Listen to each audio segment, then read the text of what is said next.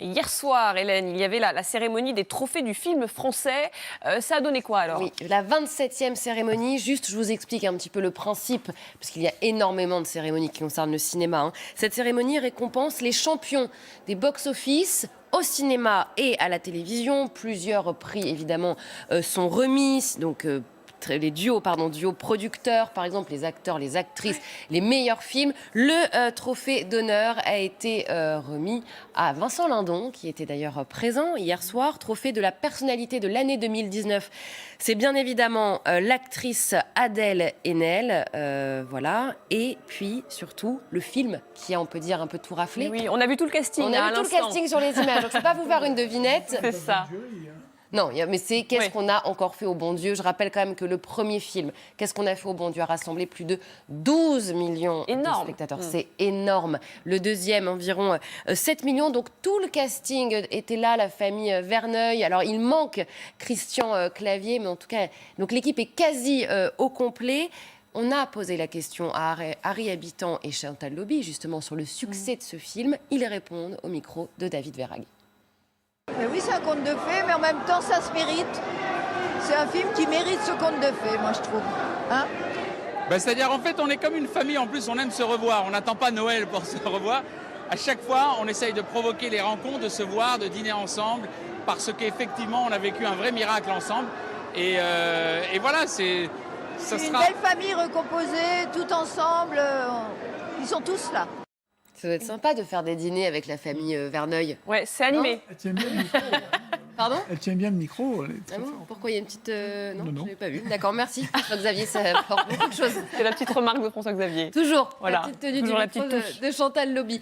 Alors, donc, évidemment, donc, je vous l'ai dit, tout le casting était présent. Et ce qu'on a envie de savoir, surtout, quand on a un film qui remporte un tel succès et qui se voit très rarement, c'est Est-ce qu'il y aura un 3? Exactement, Julie, un troisième. Qu'est-ce qu'on a fait au bon Dieu? Qu'est-ce qu'on a encore fait au bon Dieu?